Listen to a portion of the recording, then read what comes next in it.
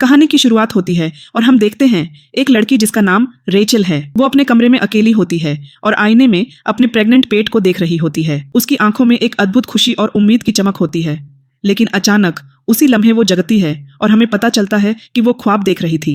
उसके दिल में एक हल्का सा दर्द होता है क्योंकि वो सोचती है कि ये बस उसका एक बहुत अच्छा ख्वाब था जो अब खत्म हो गया। फिर वो अपने बिस्तर से उठती है थोड़ी उदासी के साथ ताकि नाश्ता कर सके जो एलेना, जो घर की एआई है, ने तैयार किया है। एलेना ने पर्दा भी खोल दिया और घर के सारे काम भी कर रही होती है।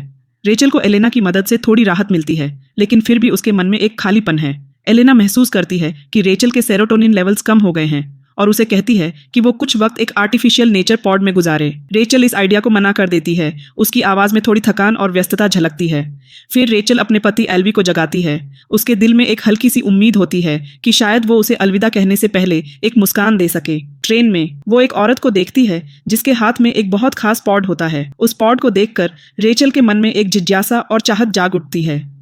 क्या वो भी कभी उस तरह की खुशी और उम्मीद महसूस कर पाएगी? उसकी आंखों में एक नई उम्मीद की किरण चमकती है। घर पर एल्वी अपनी सुबह रोज की तरह अपने पौधों पर काम करते और उन्हें पानी देते हुए बिताता है। उसे पसंद नहीं है कि एलेना उसकी दिनचर्या को वैसे नियंत्रित करे जैसे वह रेचल की करती है, और वह बार बार उसकी संकेतों को मिस करता है जिसकी वजह से उसका नाश्ता देर से होता है ऑफिस में। फिर हम देखते हैं कि रेचल अपने कर्मचारियों को एक नए एआई कंट्रोल्ड रोबोट का परिचय देती है जो जल्द ही कंपनी के क्लाइंट पोर्टफोलियो संभालने और कार्यकारी सहायक बनने वाला है। कर्मचारियों को डर होता है कि कहीं वे अपनी नौकरी से हाथ न धो बैठें इस एआई रोबोट की वजह से, लेकिन एक मैनेजर जिसका नाम एलिस है, वह कॉर्पोरेट भाषण का इस्तेमाल करके उन्हें तसल्ली देती है कि उनकी जरूरत हमेशा रहेगी। इसके बाद हम देखते हैं कि रेचल को एचआर के हेड से बुलाया जाता है जो उसे प्रमोशन देने का फैसला करते हैं। पहले वह कुछ सवाल करती हैं, इसलिए रेचल को समझाना पड़ता है कि एल्वी एक बोटानिस्ट है और यह उसे प्राथमिक आय का स्रोत बनाता है, लेकिन वे अभी तक बच्चा करने का सोच रहे हैं। एचआर वाली महिला यह बताती है कि यह रेचल का सबसे अच्छा साल रहा है, इसलिए उसे इस मोमेंटम का इस्तेमाल करके बच्चा करना चाहिए, खासकर क्योंकि उनकी कंपनी ने द वोम सेंटर को अधिग्रहित किया है। इसका मतलब है कि कंपनी भुगतान का कुछ हिस्सा कवर करेगी। जब रेचल ऑफिस से आती है तो उसका नया रोबोट रेचल से उसका प्रोफाइल ले लेता है और एक नेचर पॉड सत्र निर्धारित कर देता है। जब वह काम कर रही होती है तो उसे वोम सेंटर से कॉल आता है कि एक स्पॉट खुला है, इसलिए उसे उन्हें विजिट करना चाहिए ताकि कम से कम टूर ले सके। क्योंकि वेट लिस्ट आमतौर पर 2 साल तक होती है, रेचल अपॉइंटमेंट स्वीकार कर लेती है। अपने लंच ब्रेक में वह नेचर पॉड में जाती है और समुद्र और पेड़ों की रिकॉर्डिंग के बीच आराम करती है। वह फिर सो जाती है और फिर से बच्चा होने का ख्वाब देखती है। इस दौरान स्कूल के ग्रीन हाउस में एल्वी अपने छात्रों को ताजे फलों के बारे में सिखाने की कोशिश कर रहा होता है, लेकिन वे सोचते हैं कि प्रकृति से लिए गए खाने को खाना गंदा है क्योंकि वे मशीन से बने खाने के आदी हो चुके हैं। काम के बाद रेचल अपने एयू थेरेपिस्ट इलाइजा से मिलती है जो उसे अपने अंदर के टर्मोइल को साझा करने में मदद करती है। यह पता चलता है कि वूम सेंटर एक ऐसी जगह है जो एक कपल को एक एक्सटर्नल आर्टिफिशियल वुम्ब में बच्चा पैदा करने की अनुमति देती है, जो औरत को किसी भी संभावित स्वास्थ्य खतरों से बचाती है और दोनों माता पिता को भ्रूण के लिए जिम्मेदार बनाती है। लेकिन रेचल को पता है कि एल्वी एक नेचुरल चाइल्ड चाहेंगे, इसलिए उसने अब तक अपॉइंटमेंट के बारे में अपने पति को नहीं बताया। इलाइजा उसे तसल्ली देती है कि अगर बच्चा पॉड के अंदर पैदा होता है तो भी वह एक नेचुरल ह्यूमन होगा, जैसे कि एक नॉर्मल ह्यूमन यूट्रस के अंदर होता है। इसके बाद रेचल एक क्लीन ऑक्सीजन बार में एलिस के साथ जाती है जो उसे कहती है कि एल्वी को अपॉइंटमेंट के बारे में बताना चाहिए क्योंकि जब दिन आएगा तो उन्हें सरप्राइज देना ज्यादा बुरा होगा। लेकिन जब रेचल घर आती है और एल्वी से बात करने के लिए तैयार होती है तो एल्वी अपने दिन के बारे में बताता है और इंसानों के प्रकृति से संपर्क न होने की शिकायत करता है और कैसे यह समाज को प्रभावित कर रहा है। यह सब सुनकर रेचल चुप हो जाती है और अपने पति को कुछ नहीं बताती। फिर हम देखते हैं कि थर्सडे को रेचल अकेली वोम सेंटर जाती है। पहले सभी विजिटर्स को फाउंडर का एक वीडियो दिखाया जाता है जो बताता है कि उसने कंपनी शुरू की ताकि औरतें सफल करियर बना सकें और डिक्लाइनिंग बर्थ रेट को ठीक कर सकें। इस दौरान रेचल के मन में कई भावनाएं चल रही होती हैं, उम्मीद, डर और एक नई शुरुआत की चाहत। क्या वह अपने सपनों को पूरा कर पाएगी? क्या वह एल्वी के साथ इस नए सफर पर चल पाएगी?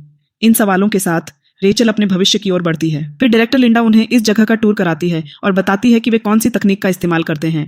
इंक्यूबेशन रूम में वह एक क्लाइंट का पॉड चुनती है ताकि दिखा सके कि बच्चा कैसे बढ़ रहा है।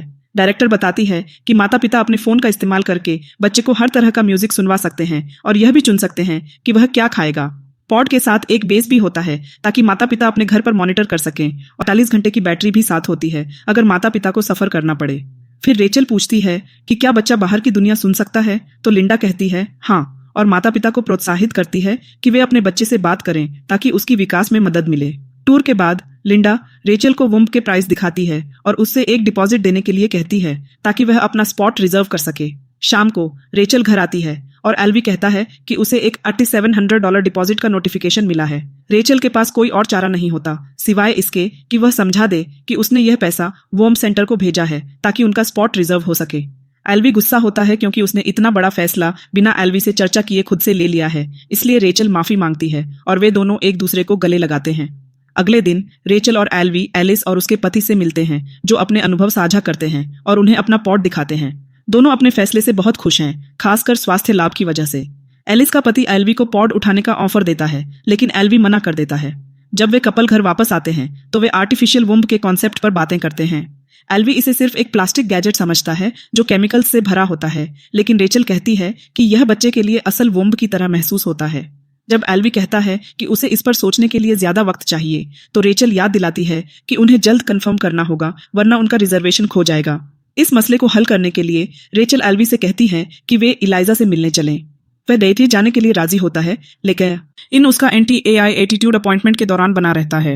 वह सोचता है कि एक कंप्यूटर जो फीलिंग्स नहीं रखता वह किसी इंसान के इमोशनल स्टेट का अंदाजा नहीं लगा सकता, लेकिन इलाइजा इससे असहमत होती है और कहती है कि यह अच्छा है कि उसके पास इमोशंस नहीं है, क्योंकि इसीलिए वह न्यूट्रल एडवाइस दे सकती है। जब सत्र खत्म होता है, एल्वी रेचल से झूठ बोलता है कि सब कुछ ठीक रहा। उस रात वे कपल एक रेस्टोरेंट जाते हैं और बहस जारी रहती है। रेचल आखिरकार थक जाती है एल्वी से लड़ाई करके और घोषणा करती है कि वह बच्चा नहीं करने वाली, क्योंकि वह नहीं चाहती कि वे और झगड़े। जब वे घर आते हैं तो वे इंटीमेट होते हैं और एल्वी रेचल से कहता है कि उन्हें पॉड बेबी करना चाहिए, क्योंकि वह देख सकता है कि यह उसके लिए कितना मायने रखता है। इस दौरान रेचल के मन में कई भावनाएं चल रही होती हैं, उम्मीद, डर और एक नई शुरुआत की चाहत। क्या वे इस नए सफर पर एक साथ चल पाएंगे? क्या एल्वी रेचल की भावनाओं को समझ पाएगा? इन सवालों के साथ रेचल अपने भविष्य की ओर बढ़ती है, लेकिन साथ ही एक अनिश्चितता भी उसके दिल में होती है। अगले दिन यह कपल लिंडा से कॉन्ट्रैक्ट साइन करने जाता है। लिंडा पूछती है कि क्या एल्वी का पिता होना जरूरी है, क्योंकि बच्चा बनाने के लिए सिर्फ रेचल के अंडों की जरूरत है, लेकिन अगर वे चाहते हैं कि बच्चा लड़का हो तो उन्हें एल्वी का Y क्रोमोसोम चाहिए होगा। रेचल बिना किसी झिझक के लिंडा से कहती है कि वह एल्वी के सीड का भी इस्तेमाल करे ताकि बच्चा बन सके और वे प्रकृति को जेंडर चुनने दें। इसके बाद यह कपल फर्टिलाइजेशन प्रोसेस को एक बड़े स्क्रीन पर देखते हैं जब लिंडा उन्हें बताती है कि क्या हो रहा है। कुछ ही लम्हों बाद एक नर्स उन्हें एक छोटी सी जार में फेटस लाकर देती है, जो उन्हें बहुत ही अंडरवेलमिंग लगता है। जब वे घर आते हैं तो उन्हें रेचल के माता पिता का कॉल आता है, जो उन्हें मुबारकबाद देते हैं। रेचल के पिता एल्वी से कहते हैं कि उसे शेल आइलैंड पर अपनी प्रॉपर्टी बेच देनी चाहिए ताकि बच्चे के लिए कुछ एक्स्ट्रा पैसे मिल सकें, जो एल्वी को असहज कर देता है। इसलिए रेचल उसे कहती है कि इस बात को छोड़ दे।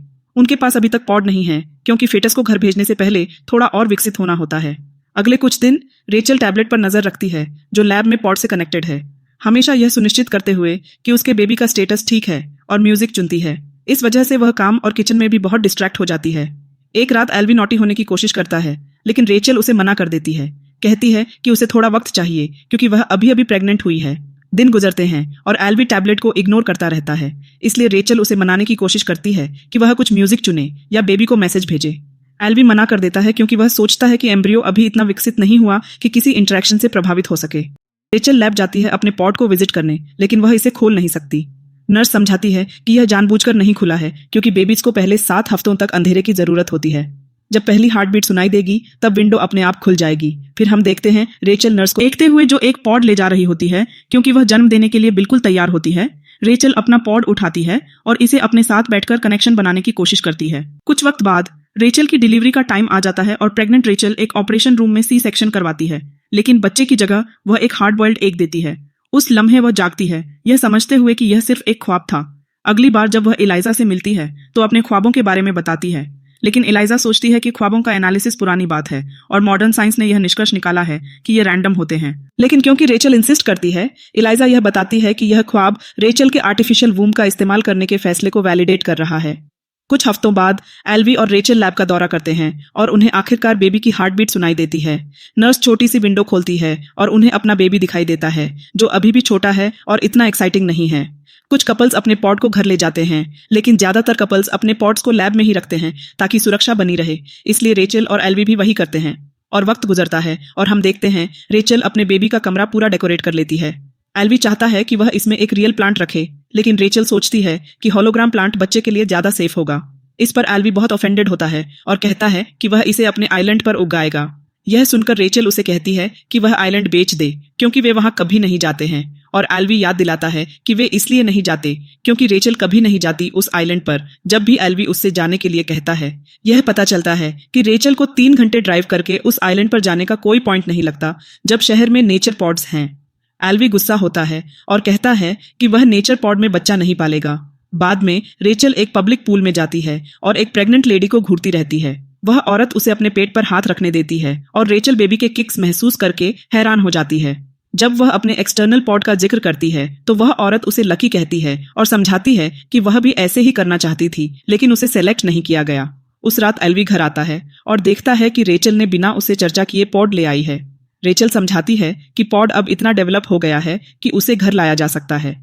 रेचल कहती है एल्वी से कि अब यह अपने घर के माहौल में है, इसलिए उन्हें इसके साथ ज्यादा वक्त गुजारना चाहिए। वे इसे बेडरूम में सेटअप करते हैं और जब उनकी बिल्ली पॉड के करीब आने की कोशिश करती है तो रेचल उसे दूर ले जाती है। जब यह कपल अगली बार इंटीमेट होने की कोशिश करता है तो एल्वी नहीं कर पाता क्योंकि उसे बेबी के करीब होने से अनकंफर्टेबल फील होता है, चाहे विंडो बंद ही क्यों ना हो। फिर एल्वी डिसाइड करता है कि पॉड को नर्सरी में ले जाए और वहां जाते वक्त पॉड एल्वी के साथ से गिर जाता है, लेकिन खुशकिस्मती से वह पॉड गिरने से बचा लेता है और उसे राहत महसूस होती है। जब वे वापस बिस्तर पर जाते हैं तो उन्हें पॉड से आवाज सुनाई देती है और वे नर्सरी की तरफ जल्दी से जाते हैं। एल्वी रेचल पर गुस्सा इल्जाम लगाता है कि उसने बेबी को खिलाना भूल गई, लेकिन रेचल गुस्सा होती है, याद दिलाते हुए कि उसके पास भी ऐप का एक्सेस है, और कहती है कि यह दोनों की जिम्मेदारी है और दोनों को इसे शेयर करना चाहिए। कुछ वक्त बाद यह कपल एक प्राइवेट स्कूल का टूर करता है। क्योंकि रेचल की कंपनी इस जगह की मालिक है, इसलिए एक फायदा यह है कि ट्यूशन की कुछ फीस कवर होगी। जब लिंडा उन्हें टूर कराती है, एल्वी नोटिस करता है कि बहुत सी एक्टिविटीज रोबोट्स कर रहे हैं और बच्चे सिर्फ देख रहे हैं। एक फॉरेन मदर लिंडा से पूछती है कि क्या उनके पास बोर्ड ऑफ एजुकेशन से एक्रेडिटेशन है, तो लिंडा को समझाना पड़ता है कि उनका गवर्नमेंट अब एजुकेशन को फंड नहीं करता और उन्हें कंपनीज पर डिपेंड करना पड़ता है। एक फादर बताता है कि उसने एक पॉड बेबी से मिला जो सपने नहीं देख सकता। फिर लिंडा कंफर्म करती है कि यह आर्टिफिशियल वूम का साइड इफेक्ट है, लेकिन वह इसे समस्या नहीं समझती क्योंकि सपने बेकार हैं। एक दोपहर ऑफिस रोबोट रेचल को बताता है कि उसकी प्रोडक्टिविटी कम हो गई है, लेकिन वह इसे इग्नोर करती है। घर पर एल्वी अपने पॉड्स का ख्याल रख रहा होता है जब उसका फोन अचानक अलर्ट रिसीव करता है कि पॉड को खाना चाहिए। वो पॉड को खाना खिलाने के लिए जल्दी से जाता है और महसूस करता है कि यह कितना संतोषजनक है, इसलिए वो बेबी के लिए कुछ सॉफ्ट साउंड्स प्ले करने का फैसला करता है एल्वी पॉड की विंडो खोलने से पहले। एल्वी इसे देखकर बहुत इमोशनल होता है कि बच्चा कितना विकसित हो गया है और वो उनसे बात भी करता है, लेकिन उसे एलेना का एक बेकार सा सवाल इंटरप्ट कर देता है।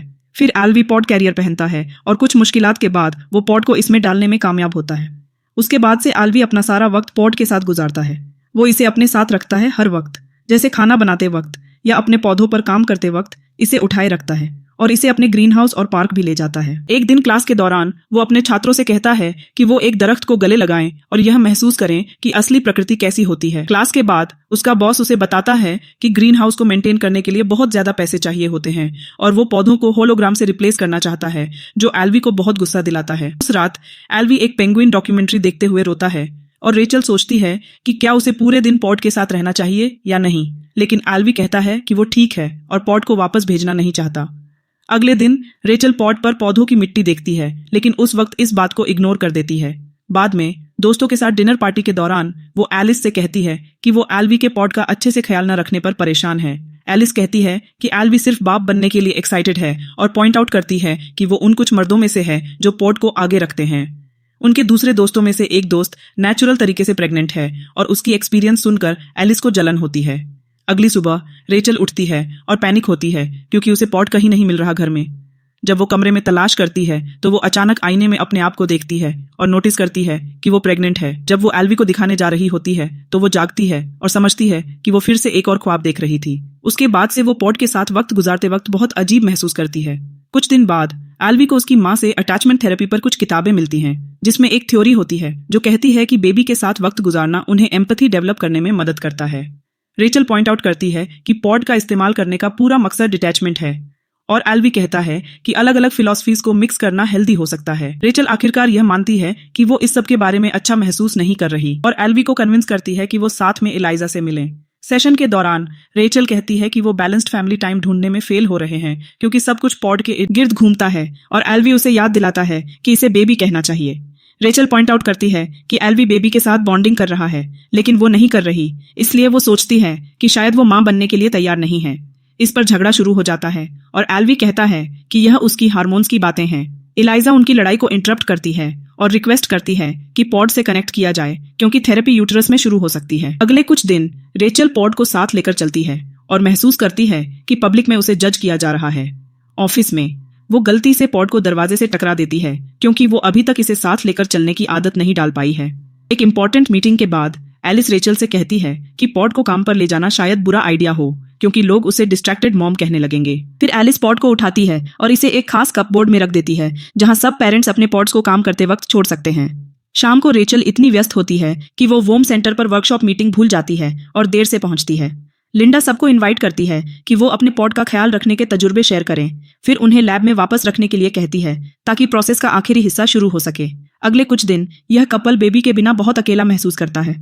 एक दोपहर बीच पर रेचल रेत से एक कंबल उठाती है और इसे अपने और बेबी के आसपास लपेट लेती है, लेकिन फिर से एक और ख्वाब से जाग जाती है। अगले दिन वो एल्वी के कुछ पौधों को उठाती है और नर्सरी में रख देती है, जो एल्वी को खुशी देता है। कुछ वक्त बाद एचआर डायरेक्टर रेचल से कहती है कि उसकी प्रोडक्टिविटी बहुत तेजी से कम हो रही है, लेकिन रेचल अब भी इनकार करती है कि उसे डिप्रेशन है। जब फीटस 10 महीने के करीब होता है तो लिंडा कपल से कहती है कि उन्हें अपनी पसंदीदा डेट ऑफ बर्थ चुननी होगी। यह पता चलता है कि पॉड बेबीज को 10 महीने में इंड्यूस किया जाता है क्योंकि पॉड्स की बहुत मांग बढ़ गई है। रेचल चाहती है कि वो पॉड को आखिरी कुछ दिनों के लिए घर ले आए, लेकिन लिंडा कहती है कि यह हमारे कॉन्ट्रैक्ट के नियमों के खिलाफ है और कॉन्ट्रैक्ट में भी लिखा हुआ है जिस पर आप लोगों ने खुद साइन किए थे। लिंडा उन्हें कुछ कंसोलेशन क्रीम गिफ्ट करती है। फिर वो दोनों जब अपने घर के लिए वहां से निकलते हैं तो कंपनी के गेट पर एंटी पॉड प्रोटेस्टर्स को देखते हैं। अचानक एल्वी वापस अंदर भागता है और पॉड्स को देखने लग जाता है जब तक वो अपना पॉड नहीं ढूंढ लेता, और फिर वो अपना पॉड वहां से चुराकर घर ले आता है। उस रात रेचल फिर एक ख्वाब देखती है जिसमें वो सुपरमार्केट से बेबी ले रही होती है जो बच्चों से भरा होता है बेचने के लिए। वो जागती है और बहुत डिस्टर्ब्ड महसूस करती है, इसलिए वो एल्वी को भी जगाती है और कहती है कि उन्हें अपने बच्चे को आइलैंड पर जन्म देना चाहिए क्योंकि वो नहीं चाहती कि हमारे बच्चे के पहले लम्हे वोम सेंटर में गुजरें। एल्वी इस आइडिया को पसंद करता है और लिंडा को बताने के लिए सेंटर की तरफ भागता है। फिर हम देखते हैं कि लिंडा एल्वी और रेचल पर गुस्सा होती है क्योंकि उन्होंने पॉड चुरा लिया है जो कंपनी का है। वो एल्वी को समझाती है कि बर्थ के लिए एक स्पेशल कोड की जरूरत होती है, लेकिन लिंडा अब भी घर पर बर्थ को ऑथराइज करने से इनकार करती है क्योंकि वो डर रही है कि पॉड को नुकसान हो सकता है। फिर एल्वी और रेचल डिसाइड करते हैं कि वो उसकी ऑर्डर्स को इग्नोर करेंगे और फिर पॉड और बिल्ली के साथ आइलैंड की तरफ निकल जाते हैं। फिर वो साथ में जंगल में वॉक्स पर जाते हैं और रेचल आखिरकार असली प्रकृति की कद्र करती है। एक रात रेचल नोटिस करती है कि बेस ऑन नहीं हो रहा, जिसका मतलब है कि वोम सेंटर ने उनका एक्सेस रिमोटली डिस्कनेक्ट कर दिया है। रेचल पैनिक होती है और पॉड वापस ले जाना चाहती है, लेकिन एल्वी इसे ब्लैकमेल कहता है और याद दिलाता है कि पॉड में 48 आवर्स की बैटरी लाइफ है। अगली सुबह एल्वी और रेचल पॉड से आने वाले एक गाने से जागते हैं जो यह अनाउंस करता है कि बेबी जन्म लेने के लिए तैयार है।